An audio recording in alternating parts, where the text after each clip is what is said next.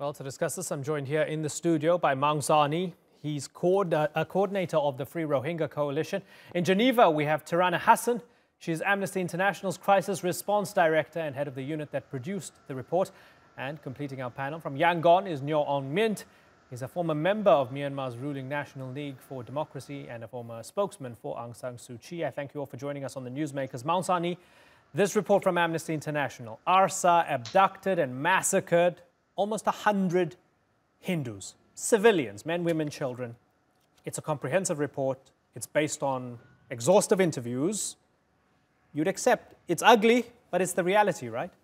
No, I don't accept it for a number of reasons. I'm not denying that Amnesty should not be being impartial or publishing human rights abuses, publishing about human rights abuses committed by any combatant or armed gangs. So what's your problem with it? My problem with this, Amnesty has gone far beyond what the evidence has warranted. There are major gaping holes in the Amnesty's report, and the evidence, the oral testimonies provided by the Hindu witnesses or survivors, they are conflicting, they are evolving. Amnesty itself admitted it, and also the person, actually Major General Aung Myint, who led the Burmese journalists back in September when the mass grave was unearthed, is an old acquaintance of mine. He had absolutely no evidence when he was confronted in Burmese language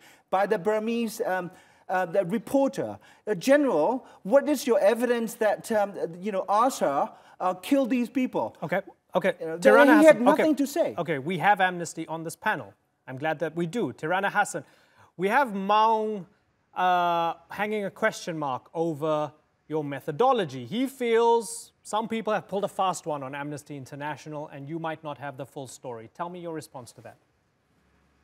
Well, we think very carefully before producing any of our research, and we actually apply the same methodology, the same sort of rigor, the same sort of detailed analysis into the abuses that have taken place and that are documented in this report that we have to the other 17 plus reports and press releases that we have released since August, which have documented both this most recent abuse, most recent incident, which took place back on the 25th of August, but it has taken us that long to be able to gather all of the evidence for us to produce this public report. That said, however, the same sort of methodology, including eyewitnesses, triangulating information from multiple witnesses, not just the victims themselves, looking at photographs and forensic evidence and having independent analysis of that sort of evidence is all part of the process that we use to triangulate evidence. And it is from that basis that we were able to draw the conclusion that the individuals from the Hindu community were killed in a brutal attack by a Rohingya armed group known as Arsa, and that this actually was not only about the killings, but it was also about abduction. And what Amnesty is calling for is that it is now the time to look at the fact that it is clear, based on this investigation, based on our other previous investigations, which have meticulously documented abuses by the Myanmar security forces against the Rohingya population, that there must be access to northern Rakhine State. That is the only way that we will be able to collate all of the forensic information as well as do detailed analysis. And it's not just Amnesty's access, it's the UN's access. That's a good point, and we're going to address it in a moment. I'm going to get Maung's response in a moment, but let me go to Nyo Ohn Myint for now. Nyo Ohn Myint, do you concur with Amnesty International's report and their findings that Arsa did these terrible things to those Hindu civilians? Yeah, of course. I totally agree with her because we already have a lot of evidence, and that's a massacre. That's the women, children, elders it's the victim. It was a crime versus intent because in Dan village, when military and then the authority killed the Dan Rohingyas, by that's an extrajudiciary killing. And then, but they're also put on the, on the court and the justice, and they've been charged with the different charges, and then they're sentenced. And then right now, we have evidence that the Hindu, they have nothing to do with any Rohingyas. They are not the supporter of the government. Because why? I'm really worried that the killing was not a murder, not a crime. It was like it's a mass. Okay, so killing. let me ask you, sir, if you'll allow me to come in here, you agree with Amnesty's methodology and what they have uncovered here. Amnesty International also says, Nyo Ohn Myint, that what Myanmar is doing to the Rohingya people is, quote, a crime against humanity, or are crimes against humanity. So, if you agree with them on this incident, do you agree with them on the other incidents? Yeah, I think we should, because the government should have independent investigation. That's the government made a mistake. And then when an independent body, when they look at it, what really happened on the ground. But still, the Rohingya community have only 10 bodies to be claimed. Hold on. Compare with that. Sorry, I need clarity from you, sir, if you don't mind. Crimes against humanity. Sure. Amnesty says 99 Hindus were killed by Arsa, who claim to represent the Rohingya. They're a militant group among the Rohingya, right? You say that was legitimate and the report was fine. Amnesty also says what the security forces are doing to the Rohingya people are crimes against humanity. Do you accept that as well? I'm a little bit afraid of that, the second part, because the government should have to put in all the evidence to show that they are innocent. And then But sir, why is Amnesty credible when it comes to the other side's crimes and not to your side's crimes? No. I mean, whoever committed a crime should be charged with the international standard. There was no, the double standard. I don't mean that it was a double standard. It should have, whoever committed the crime should be, investigated, should be exposed. So let me ask you, Maung Zarni, same question then. How come you weren't flagging up Amnesty's reports up until this moment as well? Why did you not have problems with their methodology until they turned the focus on Arsa? Well, I mean, I only look at the report on its own merit. Yeah, the fact that Amnesty International has issued 17 press releases and written reports in the past and applied rigorous methodology does not necessarily guarantee that this report would be of the standard of the same standard. If this report is submitted to a judicial review or in a court of law, this report will be thrown out of jail because there are gaping holes. There are 6 points that Amnesty raised, saying that that provided them a solid basis for incontrovertible, conclusive evidence. But Tirana is saying they use the same methodology throughout because you're not allowed to go and have proper access there. So they're using similar methodology throughout their reporting. This is the region in the Rakhine state, extremely restricted. The Sittwe, the capital of Rakhine state, no foreigners can enter without intelligence notice.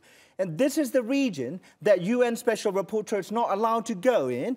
UN fact-finding mission is not allowed to go in. Amnesty was there doing research for almost a month, including talking to a village administrator, which is part of the government. So why did the Burmese government allow the Amnesty in while it blocks UN and other fact-finding mission? We'll get Nyo Ohn Myint to respond to that in a moment. But let me ask you, Tirana, I guess one of the things, I don't want to speak for you, Maung, but one of the things that Maung doesn't like here is the issue of proportionality here. So overall, arguably, as some among the UN have called it, genocide is taking place. Maung, and I read your op-ed recently, Maung, you feel it distracts from, when Amnesty reports on what Arsa does, it distracts from a bigger crime that is taking place. What's your take on that, Tirana? Well, first of all, let me just offer up a few points of clarification. The Amnesty team was not in Rakhine State for 1 month. It was there for a period of just a few days. When we talk about access for the UN fact-finding mission and for the special rapporteur on Myanmar, it's actually access to the country as a whole which is restricted to them, not just Rakhine State. But Amnesty did not have access to northern Rakhine State, which is the area where most of the abuses have actually taken place since August 2017. We did not actually have any sort of official contact or permission with the central authorities, or as some of the public assertions have been made by the Ministry of Defence. Sorry, wait a minute. No, I'll just finish. You were talking to a village administrator. We did have possibilities to actually. Thank you. So actually what happened was that Amnesty was able to get into Sidway, where we had permission from the local authority to actually conduct our work there, to be there. We were able to use independent local contact with no connection to the military, the government, or the authorities. We, as we have always done, worked with independent translators. All of our interviews, as we always do, are conducted one-on-one with no interference, with independent translators, with no other individuals, either from the government, the authorities, or the community. And the only thing that we did have was just permission from the local authorities only to be in Sidway. But any sort of assertion that Amnesty International colluded with the Myanmar authorities is frankly just really inappropriate and quite absurd. And it's the same sort of accusations that we've heard from people saying that our reports on abuses against the Rohingya population have been totally manipulated by members of the Rohingya population. That is also untrue. It's part of the human rights violators playbook, you know, shoot the messenger. No, I'm not shooting the messengers. I'm shooting at the extremely shoddy quality of your report. Your report, look, I mean, you repeated the completely unverified, the Burmese military's narrative that on August 25th, Arsa coordinated attacks on 30 different security outposts, and that has not been independently verified. ICG reproduced, which you quoted as a source, reproduced the Burmese government's narrative. Coordinated attack on 30 different security forces by a group of angry, largely illiterate people, Rohingyas, is actually beyond imagination. Unbelievable. This is the kind of thing like Israeli intelligence might be able to pull it off. Okay. No Arsa. Okay. I think like, you know, repeating the official narrative and let's saying get this is like exonerating the Burmese military. Tirana, the claim from Maung is that you're just repeating what the Burmese military tells you. Is that even possible? No, absolutely not. Without direct collusion. No, Amnesty International doesn't tend to parrot anybody. You know, we are an independent human rights organization. We come to these conclusions based on rigorous research that we've conducted. We have actually reached out to Arsa prior to the release of this report to ask them for their comment. Unfortunately, they did not respond.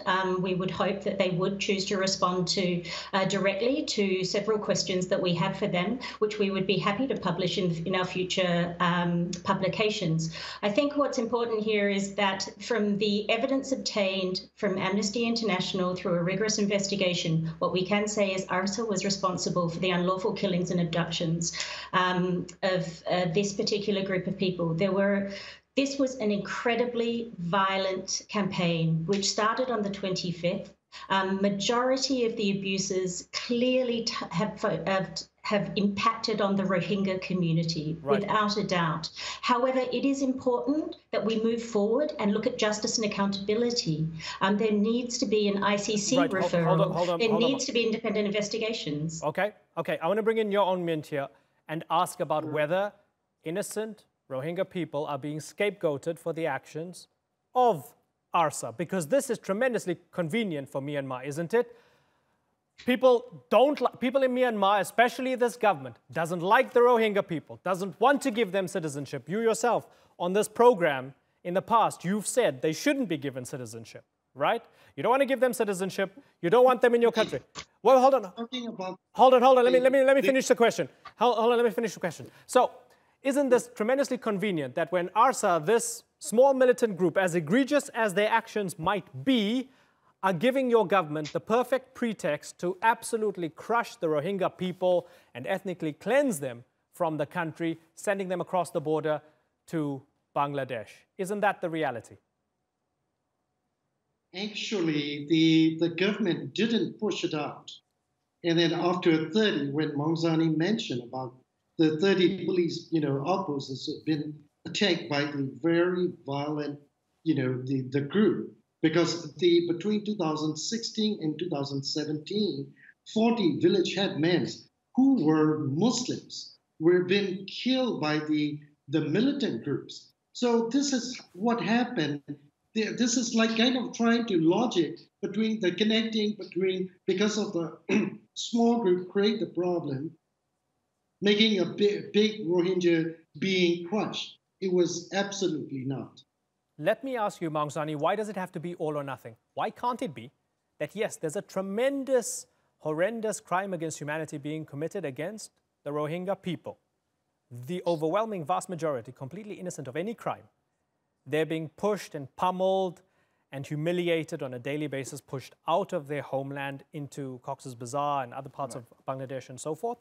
And among the community, as Auden said, those to whom evil is done do evil in return. Among the community, some have taken up arms and are doing terrible things against security forces and other innocent civilians. Why can't it be the case? Why does it have to be all or nothing? Why do we have to deny the fact that Arsa are doing some horrible things? No. Let me just be categorically clear. I am not here to defend or deny what Arsa might or might have done. If they have done that, they also committed crimes against humanity. The Arsa should be brought to ICC, just as the Burmese generals and Aung San Suu Kyi and the accomplice should face a trial. But what I'm trying to do is point out the fact that Amnesty International has done an extremely unprofessional job as a researcher. I've been a researcher for 30 years, and I've studied the Burmese military, worked with some of the generals a number of times when I was pushing for ending of isolation of my country. I came from a military family. The military allowed the Amnesty International to come in, and military, in my view, even coach the evidences. There are questions the Amnesty are unable to answer. Who provided the eyewitnesses? Amnesty, say that the Hindu Rohingyas, when they were interviewed in Bangladesh, they say the killings were done by the Burmese military and Rakhine Buddhists.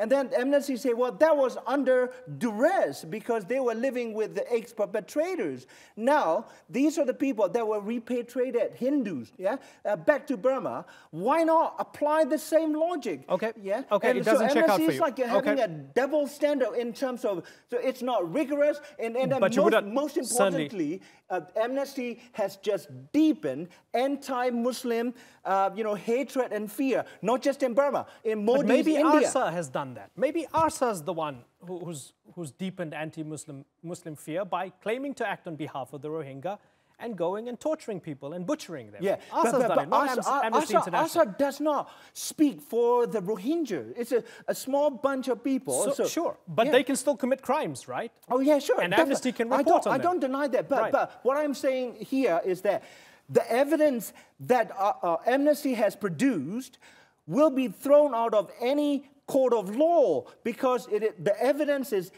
extremely underwhelming. Okay. Well, we've got the response from Tirana, and unfortunately we are out of time. I'd love to continue this conversation, but I cannot. I have to move on. Maung Zarni, Nyo Ohn Myint, and Tirana Hassan, I thank you all sincerely for joining us here on the Newsmakers.